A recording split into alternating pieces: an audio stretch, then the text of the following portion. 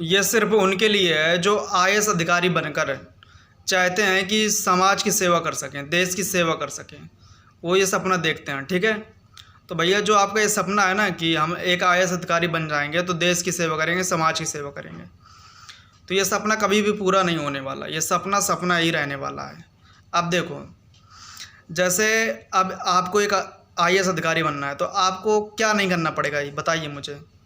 आपको दिन रात एक कर देनी होगी, ठीक है। आपको जो दुनिया है, दुनिया का साहित्य पता होना चाहिए, दुनिया का इतिहास, दुनिया में जितनी क्रांतियाँ हुई हैं, भारत का इतिहास पता होना चाहिए, भारत का साहित्य, भारत में जितनी क्रांतियाँ हुई हैं उनके बारे में आपको पता होना चाहिए।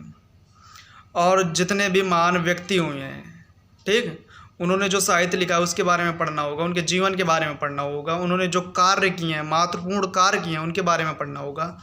मतलब इतनी जानकारी लेनी होगी आपको, इतना पढ़ना होगा। किस लिए? कि ताकि आप एक इंटेलिजेंट, ज्ञानी आईएएस अफसर बन जाएं। चलो ठीक है भैया, अच्छी बात है, आप एक ज्ञानी इंटेलिजेंट अफसर बनेंगे, आईएएस अफसर बनेंगे, ताकि आप अपने जो नॉलेज का अपने काम में इम्प्लीमेंट कर सकें। इसलिए पढ़ना पड़ता है, ज्ञान लेना पड़ता है, ठीक है, अच्छी बात है। लेकिन वास्तव में भाई ऐसा कुछ नहीं होता।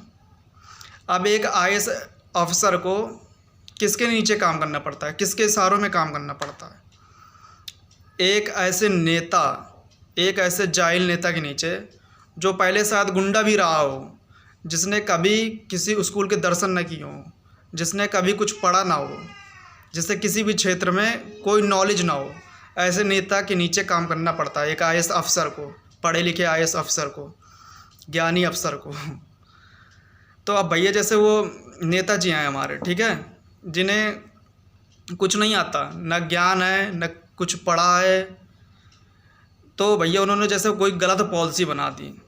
तो अब ये नहीं हो सकता कि जो डीएम है, अब जो गलत पॉलिसी बनाई नेताजी ने, वो कमिश्नर से क्या बोलेंगे डीएम के लिए कि डीएम से इस पॉलिसी को लागू कराओ, कमिश्नर से बोलेंगे।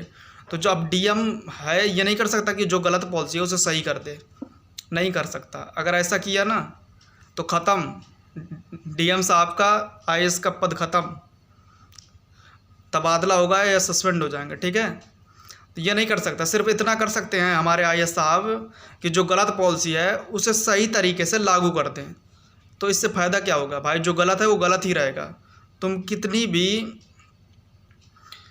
सही तरीके से अगर गलत चीज़ को लागू कर रहे हो तो वो सही नहीं हो जानी, वो गलत ही रहेगी। तो ये होता है भैया एक आईएएस अधिकारी। अब मेरा सवाल ये है कि चलो ठीक है भैया, आईएएस अधिकारी को पढ़ना चाहिए, ज्ञान लेना चाहिए, अच्छी बात है, लेकिन सबसे ज़्यादा ज़रूरत किसको थी ज्ञान की? उस नेताजी को थी ना, जिसे कुछ नहीं आता, जिसके पास ज्ञान नहीं है, जिसके पास दिमाग नहीं है, जिसे किसी भी चीज़ का नॉलेज नहीं है, जिसने कभी कुछ पढ़ा ना हो, जिसने किसी ऊंचे व्यक्ति के बारे में कुछ पढ़ा ना हो, साहित्य ना पढ़ा हो। उसको नॉलेज लेने की ज़रूरत है, उतना उसे पढ़ने की ज़रूरत है ताकि वो कुछ अच्छा कराए आईएएस अफसर से। लेकिन ऐसा नहीं होता, ये हमारी सिस्टम है। और इसी सिस्टम को ना राजीव दीक्षित जी बदलना चाहते थे, और इसके लिए उन्होंने लोगों को बहुत जागरूक किया, बहुत भाषण दिए, गांव-गांव जाकर भाषण दिए, बहुत लोगों को जागरूक करने का प्रयास किया। लेकिन अभी भी व्यवस्था वैसे ही है। अब आचार्य प्रशांत जी भी हैं हमारे, जो लोगों को जागरूक कर रहे हैं। अब आचार्य प्रशांत जी ने पता है क्यों छोड़ दी नौकरी आईएएस अधिकारी की? इसलिए ना भाई, क्योंकि व्यवस्था बदलनी है।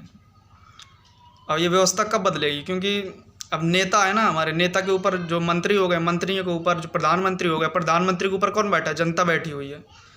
तो जो व्यवस्था है, व्यवस्था को चला कौन रहा है? एक प्रकार से जनता ही चला रही है, क्योंकि जो नेता होता है ना वो जनता का प्रतिनिधि ही नहीं, प्रतिबिंब भी होता है। मतलब जैसी जनता है वैसे हमारे नेता हैं, वो जैसे नेता हैं वैसे फिर व्यवस्था है। तो सबसे पहले जनता को जागरूक करना पड़ेगा। तो आचार्य प्रशांत जी यही कर रहे हैं। वो सिस्टम में जाकर सिस्टम को नहीं बदलते, वो सिस्टम में बाहर से सिस्टम में बदलाव लाना चाहते हैं। जनता बदलेगी तो देश बदलेगा, देश बदलेगा तो तंत्र बदलेगा, तंत्र बदलेगा तो व्यवस्था बदलेंगी, नेता बदलेंगे, अब नेता बदलेंगे, सब कुछ बदलेगा। सिर्फ जनता बदलने की ज़रूरत है। प्रधानमंत्री, राष्ट्रपति सब कुछ बदल जाएंगे।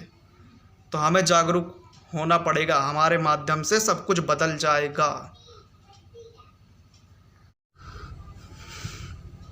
अभी कुछ दिन पहले मैंने एक वीडियो में बात की थी कि एक पढ़ा लिखा और बुद्धिमान आईएएस अफसर को एक ऐसे नेता के नीचे काम करना पड़ता है जो शायद कभी स्कूल ना गया हो, जिसे किसी भी क्षेत्र में कुछ ज्ञान न हो, जो गुटखा छाप हो, गुंडा हो, गंवार हो, जाहिल हो, ऐसे नेता के नीचे, ऐसे नेता के आदेश में एक पढ़े लिखे बुद्धिमान आईएएस अफसर को काम करना पड़ता है। तो फिर मैंने कहा था कि भैया जो ये हमारे नेताजी हैं, सबसे ज़्यादा पढ़ने की, समझने की, ज्ञान लेने की ज़रूरत उनको है, ताकि वो जो हमारे आईएएस अफसर हैं उनको कुछ अच्छा देश दें, उनसे कुछ अच्छा कराएं।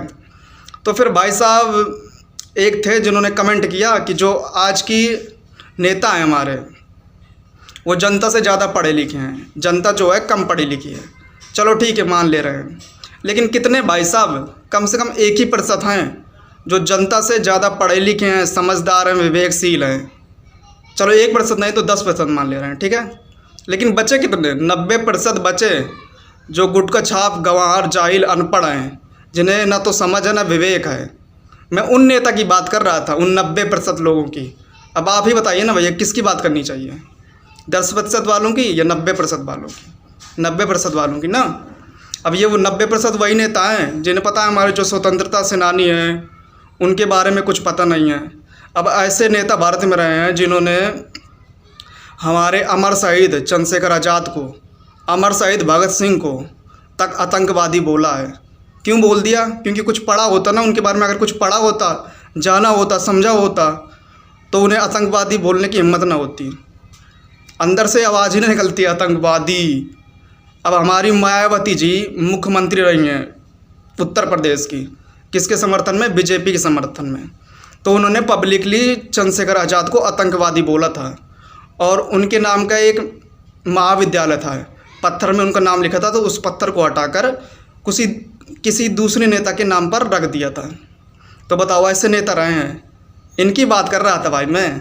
और अभी पंजाब में कोई सांसद थे, उनका नाम सिमरनजीत मान ऐसे कुछ था, उन्होंने भगत सिंह को आतंकवादी बोला था मीडिया के सामने, लाइव टीवी में। बताओ, ऐसे हमारे नेताजी हैं जिन्हें हमारे स्वतंत्रता सेनानियों के बारे में कुछ पता नहीं है। इन्हें ये नहीं पता कि हमारे डॉक्टर भीमराव अम्बेडकर कौन थे, देश कब आज़ाद हुआ, 15 अगस्त को कि 26 जनवरी को, इन्हें ये तक नहीं पता रहता। मैं इनकी बात कर रहा था।